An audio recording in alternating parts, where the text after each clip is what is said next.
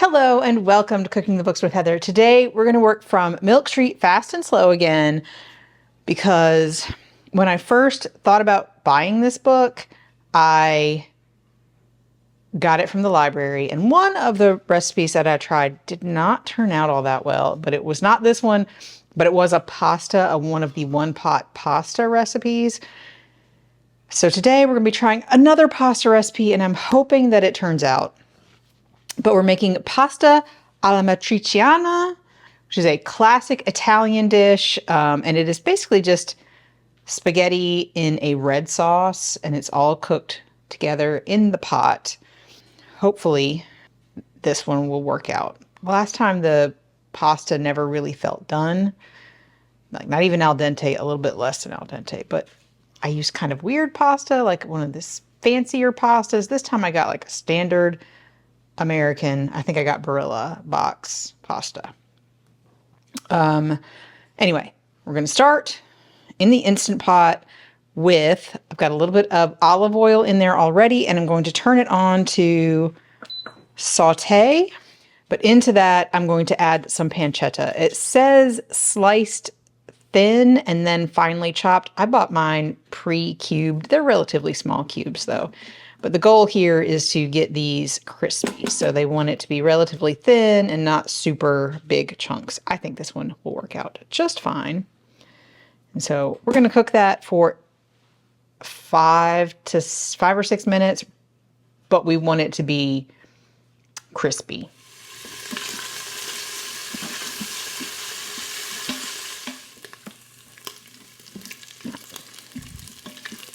Been about 5 minutes and I think that we are good here.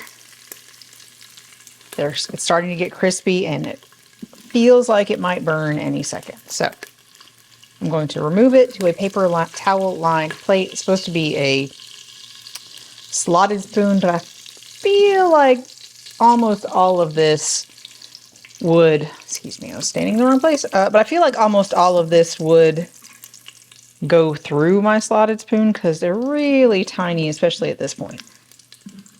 So I'm going to get as much out as I can, which probably won't be quite all of it, but it'll be fine. All right, and now to this, I'm going to add some pepper flakes, some red pepper flakes, and quite a lot of garlic cloves that have been thinly sliced. And we're not going to cook these for very long, 30 to 60 seconds, just until it's fragrant and kind of flavoring the oil and cooking that garlic a little bit. But we don't want it to burn. Or even brown, really. Okay, it's good to me. Now we're going to add white wine, some sort of dry white wine. I'm using whatever I had in the refrigerator. We're going to let this come up to a boil, and we're going to let it cook until most of the liquid has evaporated. So it says 7 to 9 minutes. So just gonna let that go. So once that has mostly evaporated, we have to deal with our tomatoes. So let me put this away first. So I'm using these peeled plum Italian style tomatoes. They don't have anything added to them. A lot of them had basil added. I'm sure it would be fine, but this one did not specifically call for that, so I'm not going to use it. So I've strained these out, and I've got a cup of the liquid here. And we're going to hand crush these tomatoes, and it's gonna go all over the place. But I'm going to just squeeze these until they're crushed and be very careful. And these are gonna go in next. So that's what I have to do this now. My family would always buy these for chili, the whole tomatoes, whole peeled tomatoes, and we would hand crush them before they went in. And almost every time I would get an eye full of tomato juice. Wash my hands. But I'm going to keep all of this juice. You can see it's very juicy. All of that is what came out of the tomatoes themselves. And this is the drained from the can juice. I'm going to call this almost gone. I don't know, it's been like 5 minutes or so. And we're going to add the tomatoes and all of their juices.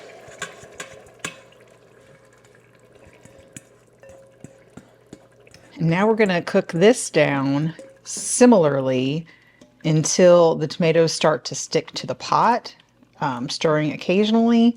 And I assume that will be when they're a lot drier, but it says about 8 minutes. It's been, I don't know, 10-ish minutes, but it's starting to stick just a little bit. It's reduced a lot. And now we're going to add our reserved tomato juice from the pot, well, from the can. And now I'm going to add 4 cups of water.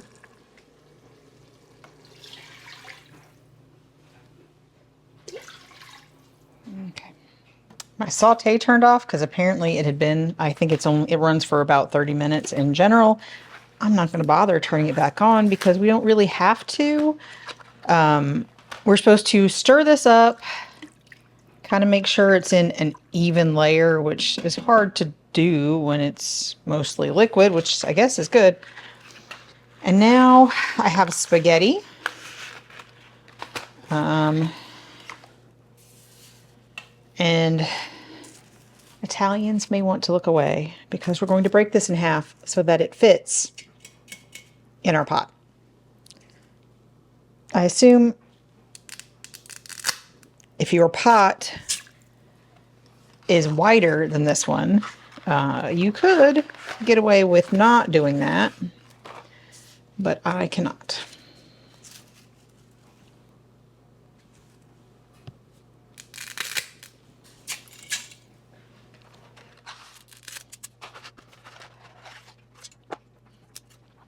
So now my goal is to just make sure that it's all under the liquid. And we add a chunk of pecorino romano just right on top, without the rind. Just make sure you don't get a chunk with the rind. We're going to put the lid on, make sure it is set to sealing. And we're going to cook this on high pressure for 3 minutes. And that is it. Manual, high pressure. And turn it way down. Mine starts at 30 minutes. 3 minutes. And we'll be back in, it'll be more than 3 minutes because it has to sort of come up to temperature and then pressure. And it's only just starting to do that. So we'll be back. We'll see how long that takes, but the cook time is only 3 minutes. So since we added all of the liquid and the pasta and everything, it's been about 20 minutes for our 3 minutes of cook time, but that's okay because we don't have to wait any longer. We are going to quick release this, which is why I have these on right now, because it's going to be hot, it's going to be steamy, and yeah, we're going to do this. I'm going to go ahead and hit cancel on this. I don't think I can take the lid off yet. Nope, not quite yet. There we go. We're not going to need this lid anymore, but we are going to continue to use the pot. So we're once again going to turn on the saute, and we're going to cook this and stir it to incorporate this melted, hopefully, pecorino until the pasta absorbs or we boil off most of this stuff that looks like water for 3 or 4 minutes. So and we're supposed to stir it so it doesn't stick. That's my guess, but we're supposed to stir it. And when the pasta is al dente and most of the liquid has been absorbed, so 3 to 4 minutes.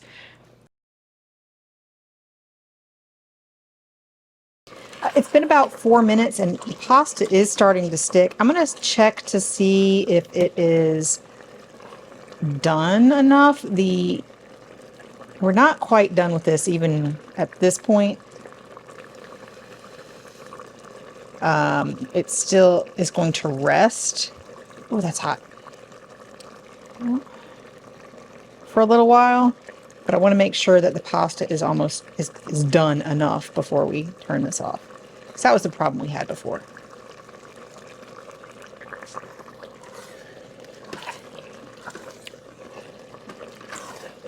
Okay, the pasta is done. Turn the pot off, and we're going to remove this. I'm going to just give it a stir. I think once it starts sticking, you're probably where you should be. We're going to take this out and put it here and let it sit for 5 minutes. It's been sitting for 5 minutes, so now it is ready for the very last steps. Finally, we're going to add back in our pancetta, and we're going to add in some olive oil. I admit I did not measure the first bit that went into the pot, but I will measure this amount. And then a lot of black pepper. I'm not going to measure that. It's a lot. So I don't think I can get too little, honestly. I mean, too much. There we go.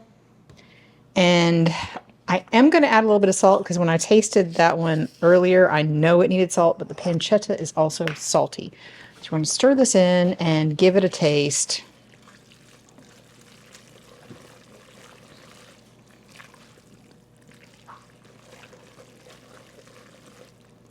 I think that the texture is spot on. There's no extra bit of water in the bottom. It all came together pretty well. And I'm still going to add some more salt.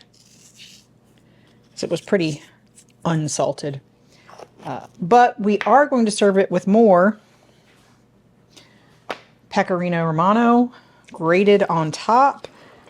But that is it. That is our pasta alla matriciana.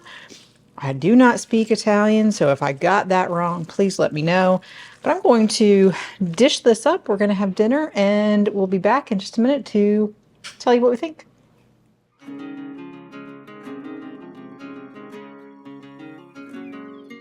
On this episode of Cooking the Books with Heather, you watched me make pasta alla matriciana from Milk Street Fast and Slow. And so this was something we did entirely in the Instant Pot, the pressure cooker.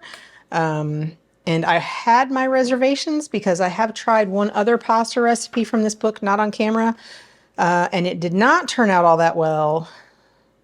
But I think I'll have to try that one again because this one turned out pretty perfectly. The texture was good. The pasta was cooked through the way we like it. There was not like too little sauce or too much sauce with it. I think it just turned out really well. So I was pleasantly surprised after my previous try at a pasta recipe from this book. So that's great. Very happy with that. Everybody liked it. We don't often eat meatless meals. And in fact, my diet, I try to go less carbs and more protein. But if you're looking for a comforting carb-heavy meal, this is great. It's a little tiny bit spicy with the red pepper flakes in it. You can obviously reduce those if you don't want it spicy or omit them, but it was not, even my child who does not like spicy things liked it just fine. It's just sort of a background flavor. It's not, oh my God, spicy. So I really liked it. I would serve it maybe with something else next time, but I really was looking for something quick and easy on this night. And I'd give it I think we gave it 4 thumbs up here. Everybody in this house liked it. So If you enjoyed watching me make this, please give me a thumbs up, hit the subscribe button, and come back and watch me make something else next week.